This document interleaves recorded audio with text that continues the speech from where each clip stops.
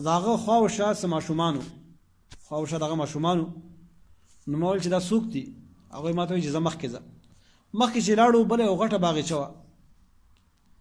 چې د هغه مخکنۍ باغچې نه زیاته ښایسته او زیاته غټه وه. نو ما ته وایي چې زه بره ورخېږه. و چې کله موږ بره ورخوتو په باغچه کې، نو بره یو غټ ښایسته ښار جوړ شوی دی، ښار.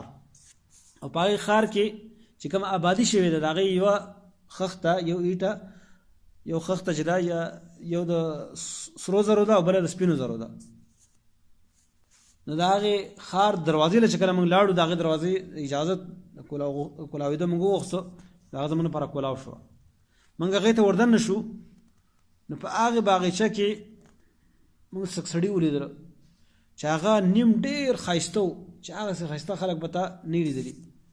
او نیم داسې و چې ډېر بدشکله و چې داسې بدشکله خلک به تاسو نه لیدلي. نو دغه کم خلک چې ښایسته او بدشکله و، لکه څه د جسم بعضې حصې بدشکله وي او نیم شکل چې کوم دا ډېر ښایسته و، هغوی ته یو نهر وښودلی شو چې ورشئ په هغه نهر کې چې یو پلن نهر و او په هغې کې داسې اوبه وي لکه تکې سپینې. هغه اوبه به یې دی په هغې باغچه کې هغوی ته وویل شي د نهر ته تاسې ورشئ، په هغه نهر کې ځان ور ډوب کړئ. چې کله هغوی هغه نهر ته ورکوز شو بیا راووتلو، نو هغه داسې ښایسته شو چې هغه بدشکل رنګ چې د هغوی کوم هغه ختم شوی او ټول ښایسته شوي، داسې ښایسته چې هغه ښایسته به تاسو نه لیدلي. چېرته نبي اسلام فرمایي. نو بیا چې کوم زما سره ملګري وو هغوی ما ته وایي چې دا همیشه د اوسېدو جنت دی، او ما ته وایي چې دا بره ستا ځای دی. وایي ما چې خپل نظر بره اوچت کړو نو یو بلډینګ و ښایسته وریا دی په شانته د ځمکې نه داسې اوچت ښکارېده لکه وریا دی څنګه اوچته ښکارېږي. ما ته وایي دا ستا ځای دی، ستا مکان دی، ستا کور دی په جنت کې. نو ما هغوی ته وویل چې په تاسو کې د الله تعالی برکت واچوي، تاسې ما پرېږدئ زه ورته داخل شمه. هغوی ما ته وایي چې نه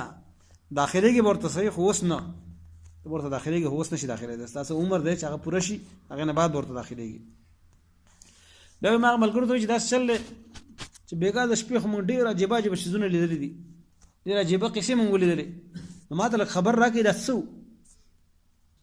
دا کوم واقعات چې موږ ولیدلو، مختلف شکلونه د عذاب موږ ولیدل، دا څوک و؟ نو هغوی ما ته وویله چې موږ تا ته خبر درکوو. خبر بیا څنګه ورکوي؟ وایي د اول کوم سړی چې تا ولیدو چې د هغه سر په ګټه باندې ویشتلی کېده او سر یې چقولی کېده په ګټه کې په ګټه باندې، نو دا هغه کس و چې قرآن یې یاد کړی و یا قرآن یې ویلی و، خو قرآن یې بیا پرېښی و. قرآن یې ویلی خو بیا یې پرېښی و. مطلب دا چې په دې قرآن باندې یو خو توجه به یې نه ورکوله، پرېښی و دا قرآن. او بل دا چې دا قرآن کریم چې دی په دې باندې به عمل نه کو. وینام عن الصلاة المکتوبه، او فرض مونځ به چې و دی به د هغې په ټایم کې اوده و، فرض مانځه په ټایم کې به دی اوده و. یعنې د قرآن کریم ویونکی و خو عمل به یې پرې نه کو، یا قرآن کریم یې مخکې ویلی خو بیا یې پرېښی و، پروا یې نه ساتله د هغې. او بله غلطي په ده کې څه وه چې دی به د فرض مانځه نه اوده پاتې کېدو، فرض مونځ به یې نه کو، اوده کېدو به. دویم کس هغه و چې د هغه اوښکې یعنې خولې سېرېدله، پوزه یې سېرېدله او سترګې یې سېرېدلې سټه پورې. د هغه سړی چې کله به د خپل کور نه ووتو نو دا به دروغ وي، او داسې دروغ به وي په داسې مهارت سره، په داسې چالاکۍ سره چې هغه دروغ به خلکو قبلول او د دنیا کنارو ته به طرفونو ته به هغه دروغ رسېدو. دومره به په هغې دروغ ویلو کې د چالاکي کول او مهارت نه به کار اخیستو، دومره ماهره دروغجن و. دا هغه دروغجن سړی چې هغه د سزا ورکوله کېدله. او دا کم سړي او ښځې چې تا لیدلي چې په هغه تنور کې وو او بربنډ و، نو دا هغه خلک دي چې هغه زناکاره دي، سړي او ښځې. او کم سړی چې تا لیدلو چې په نهر کې وینو په شان سور نهر و، په هغې کې لامبو وهله او بل سړي به د هغه په خوله کې ګټه ویشتله، نو دا هغه سړی دی چې د به سود خاړو، سودخور انسان دی. او کوم هغه بدشکله سړی چې هغه اور یې بلاو، هغه چې تا ولیدو دا د جهنم داروغه دی چې د هغه مالک نوم دی، مالک چې هغه د جهنم چوکیدار دی، د جهنم اور هغه بلی. او دا کوم سړی چې تا په هغې باغچه کې ولیدو چې ډېر اوږد سړی و، دنګ سړی و، او د هغه خواوشا ماشومان و، دا دنګ سړی چې دا ابراهیم علیه السلام و. او دا خواوشا چې ناست و د هغه ماشومان و چې هغه په فطرت باندې په اسلام باندې وفات شوی ماشوم وي. په دغه ځای کې بعض صحابه کرامو د نبي اسلام نه په دغه وخت کې سوال وکړو چې دا کم ماشومان د ابراهیم علیه السلام په خوا او شا ناسو د هغه په پرورش او په تربیت کې هغه ماشومان چې کوم په فطرت باندې وفات شوي نو آیا د مشرکانو اولاد هم په دې کې وو مشرکانو اولاد د کافر اولاد هم په دې کې وو نبی علیه السلام فرمایي چې آو د مشرکانو اولاد هم په دې کې وو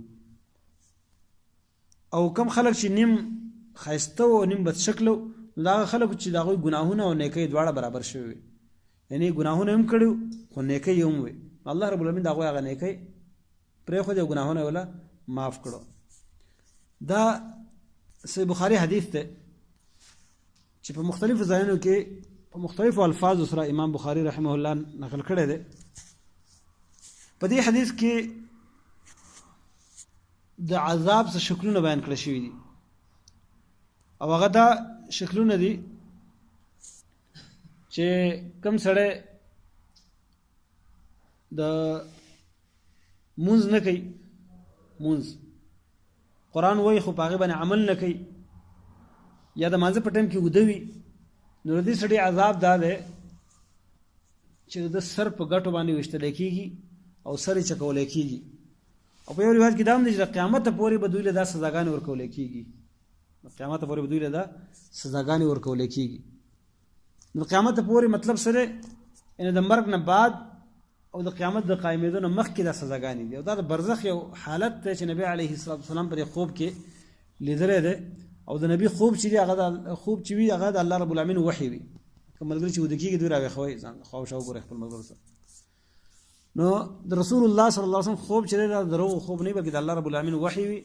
او په دې کې رسول الله صلی الله علیه وسلم هغه احوال بیان کړي دي کوم چې هغه لیدلي دي په برزخ کې نو یو سړی چې هغه سر یې په ګټه باندې ویشتلی کېدو او چکولی کېدو دا څوک هغه کس و چې د هغه قرآن به ویلی خو قرآن بیا پرېښی و یعنې په قرآن نه عمل کو او نه یې قرآن کریم څخه پروا ساتله دغه رنګې دویم کس چې هغه د خوله یې سیرولی کېدله پوزه یې سیره کېدله دغه رنګې سترګې دا دروغجن کس و دروغجن نو دروغجن سړي دپاره دا سزا ده چې په برزخ کې د هغه خوله د هغه سترګې د هغه پوزه به سیرولی کېږي او بل کس دریم کس چې هغه په نهر کې لامبو وي او د وینو په شان سور نهر دی او دغه رنګې د هغه نهر په غاړه باندې یو سړی ولاړ دی هغه دی په ګټو باندې ولي د خوله کې هغه ګټه ورنه باسي دا څوک دی سودخور انسان دی او په هغې تنور کې چې کوم ښځې او سړي دي هغه څوک دي هغه زناکاره دي دغه رنګې په دې حدیث کې رسول الله صلی الله علیه وسلم د ابراهیم علیه السلام واقعه هم ذکر کړې ده چې کوم ماشومان په ماشوموالي کې مړه کېږي نو هغه ټول په فطرت باندې مړه کېږي ځکه چې نبی علیه السلام فرمایي کل مولود یولد علی الفطره هر ماشوم چې پیدا کېږي هغه په فطرت اسلامي باندې پیدا کېږي د هغې نه بعد بیا دا کېږي فابواه یهودانه او ینصرانه او یمجسانه بیا د هغه مور او پلار یا هغه نه یهودي جوړ کړي یا ته عیسایي جوړ کړي یا ته مجوسي جوړ کړي مطلب د مور او پلار په تربیت باندې بیا هغه خراب شي که نه نو هغه په فطرت اسلامي باندې پیدا شوی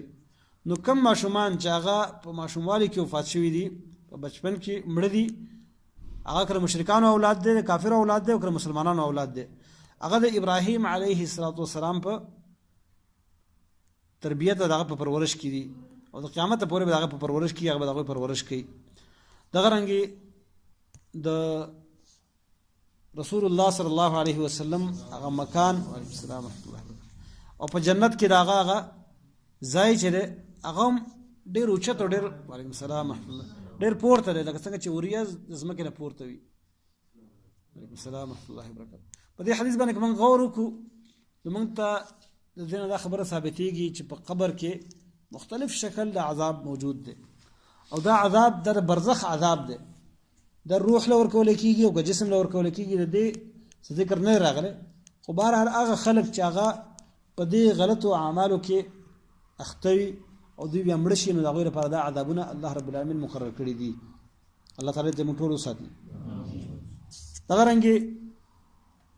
رسول الله صلی الله علیه وسلم د بعضو نورو عذابونو په باره کې ذکر کړی دی لکه رسول الله صلی الله علیه وسلم فرمایي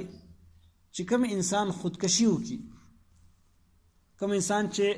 د غره نه ځان وغورځي او ځان مړ کړي، یا کوم انسان چې زهر وخوري او په هغې باندې ځان مړ کړي، یا په یو اوسپنه باندې ځان مړ کړي، نو دی که د غره نه ځان غورځولی دی به د قیامته پورې ځان دغسې د غره نه غورځوي بار بار. که زهر یې خوړلی نو دی به د قیامته پورې دغه زهر خوري، ګوټي به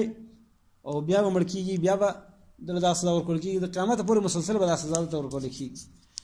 دغه رنګې که ځان یې په یو اوسپنه باندې په ټوپک، تماچه، چاړه، خنجر باندې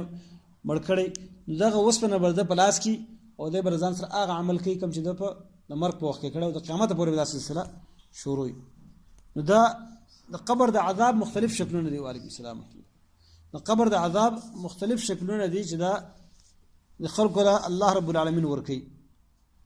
او دغه رنګې د دې قبر د عذاب احساس چې دی انسان ته الله رب العالمین په دې باندې قادر دی. که کافر دی هغه ته د عذاب احساس، او که مؤمن دی هغه ته د راحت او د سکون احساس الله رب العالمین ورکولی شي. دا الله رب العالمین د قدرت نه بهر نه دي.